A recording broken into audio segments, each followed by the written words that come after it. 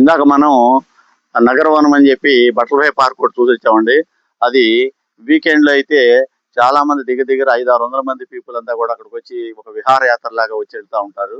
మళ్ళీ అక్కడి నుంచి మనం వచ్చి ఇక్కడ ఇంటర్నేషనల్ స్టేడియం ఒకటి చూపించాం.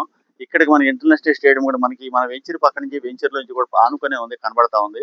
అంటే అతి దగ్గరలో ఇంటర్నేషనల్ స్టేడియం కి మనకి గేటెడ్ కమ్యూనిటీ. ప్రస్తుతం ఈ గేటెడ్ కమ్యూనిటీ ఒక 25 ఎకరాల్లో ఇది గేటెడ్ కమ్యూనిటీ డెవలప్ చేస్తున్నారు.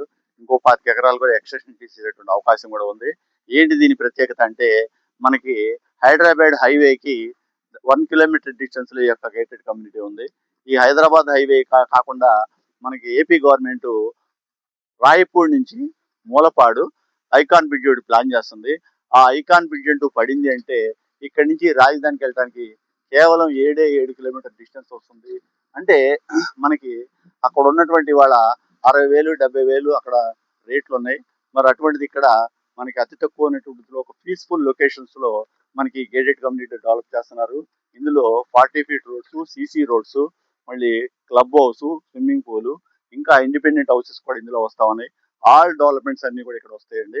మరి ఇటువంటి వెంచర్ లో కనుక ఇన్వెస్ట్మెంట్ చేసుకున్నట్లయితే మరి రిటర్న్స్ అనేవి నాకు తెలిసి ఒక 3-4 ఇయర్స్ లోనే డబుల్ కంటే ఎక్కువ అయ్యే అవకాశాలు ఉన్నాయి. మరి అటువంటి వెంచర్ లో ఇన్వెస్ట్మెంట్ చేసుకొని మరి రాజధానికి అతి దగ్గరలో ఉన్నటువంటి ఈ వెంచర్ ని మరి ఆల్రెడీ ఫేజ్ 1 ఫ్లాట్లన్నీ అయిపోయినాయి. ఫేజ్ 2 లో మనకి అవైలబుల్ గా ఉన్నాయి.